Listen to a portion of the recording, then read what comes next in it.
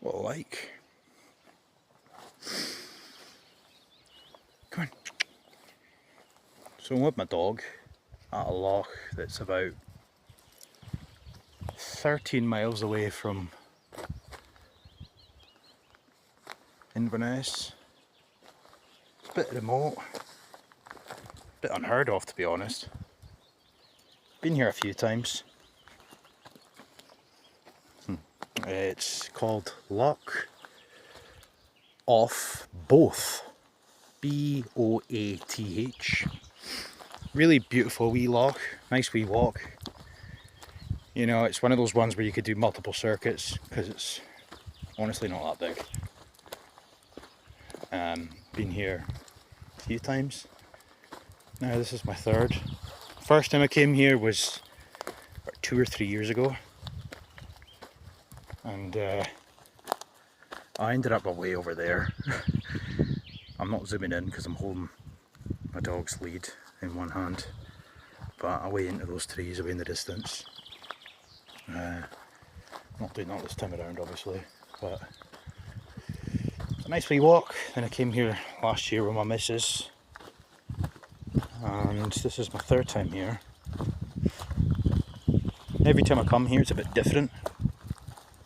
There are felling trees everywhere and they're not really picking them up or cleaning their mess. Obviously, I've since learnt after speaking to some people that I've worked with since that the reason that they're not doing that is because they're allowing for biodiversity. That's fucking nonsense, but regardless. So anyway, it's a nice wee loch if people wanted to visit it. I'll type it in the comments when I finish this video. But if you're a nervous driver, or if you're not really familiar with Highland roads, just take it easy, because the road to this loch, once you come past Culloden Battlefield, becomes single track for a good portion, and there's a lot of tight bends and whatnot, and even if you are very careful, people that are very familiar with the roads have a tendency to speed along them. I'm not including myself in that, by the way. Like, I might be familiar with the roads, but I sure as fuck I'm aware of the bends. But some people are arseholes, so you know, just look after yourself. But regardless, so the wee video that I'm going to make here between my walk around the remainder of this loch and my journey to the car is going to be about the upcoming election and the SNP's manifesto. I just want to sort of set the record straight here, albeit people that watch my streams and stuff kind of know my position on this anyway. I'm not really a man who believes too much in the political system, in terms of I don't really think that you can just vote for somebody and all your problems will be solved. I think that the political rot that exists is it's there to stay, in terms of most parties are more or less the same. And you know, if I have to put my conspiratorial hat on as a caveat, then dare I say it's all theatre, okay? That said, something that I've said so many times before, and I'll say it again. Come here this week, Paul. Just to show people this before I go any further.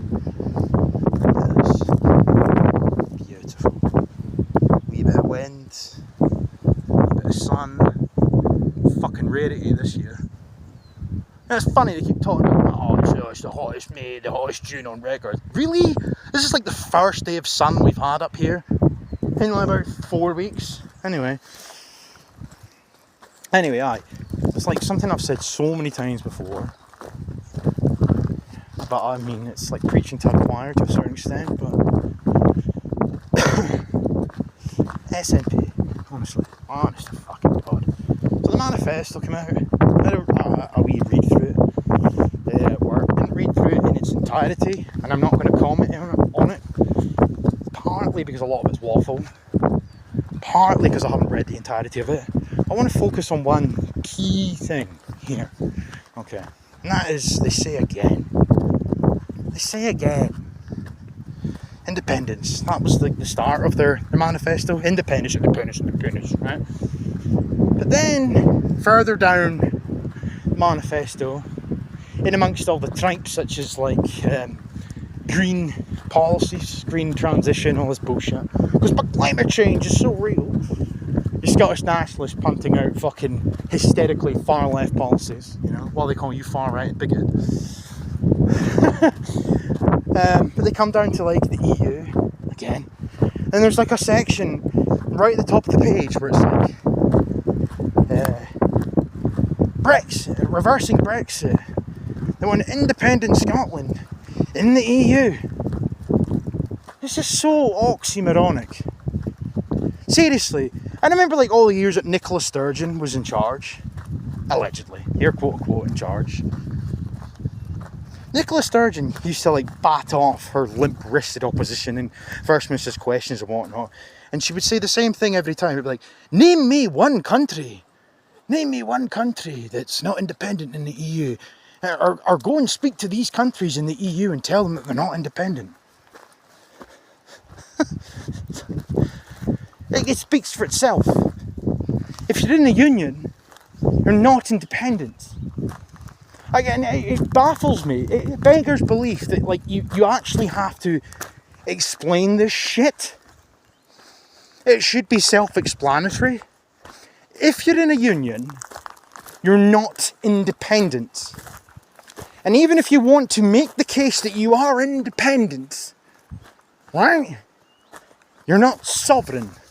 So what good is independence, here quote unquote, without your sovereignty? All the historical talk of the Scots being a sovereign people and whatnot. They don't know the fucking meaning of the word, clearly.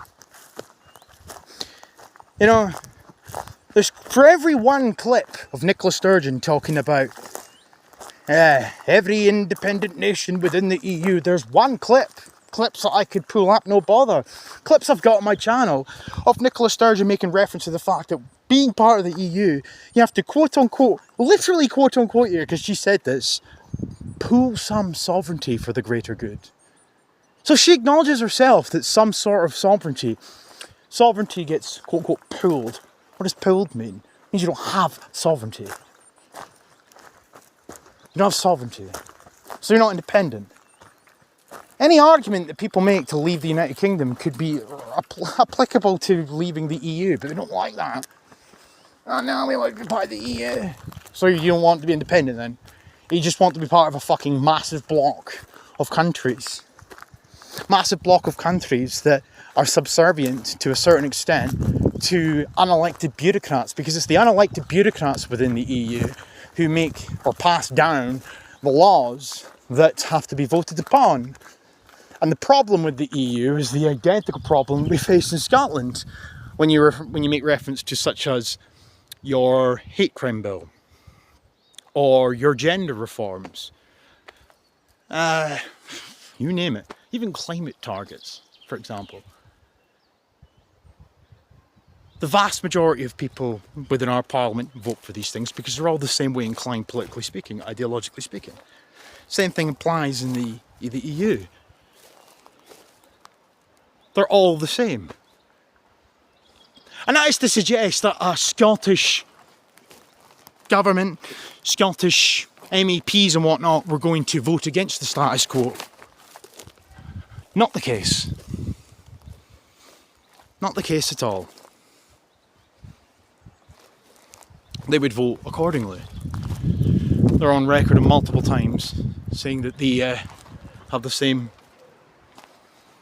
beliefs. They share the same beliefs as the EU. So, even if we were to become independent, rejoin the European Union, our government would still vote accordingly anyway, with what the unelected bureaucrats pass down the chain. I mean, some of the stuff that they pass down the chain is fucking insanity. The latest being, of course, their own variation of the United Nations Migration Compact. Look at what they're trying to do to Hungary right now. You know? Hungary trying to stand strong against the onslaught of BS.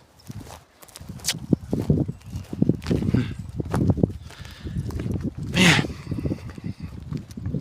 There's obviously an aspect of independence in the sense that you could vote in a particular government who might oppose to a certain extent some of the BS that's happening within the European Union, but you're still held over a barrel. It's not independence. It's absolutely not independence. And this goes back to something I've said this so many times. The SNP, if the SNP want to rejoin the European Union, fine. But stop calling it independence. Stop pretending this is an independence movement. Stop pretending that you give one shit about our country and our country's history. You listen to like all under one banner protests and whatnot, and I've made videos on this in the past actually. They sit and refer to like William Wallace and Robert the Bruce, etc. Quoting parts of our history as if that is identical to what's occurring right fucking now. Trying to target patriotic heartstrings. It's absolutely disgusting, really. Even, what's his name, Mike Russell has done it. Oh, we're standing here today. I made a video on this a few years ago.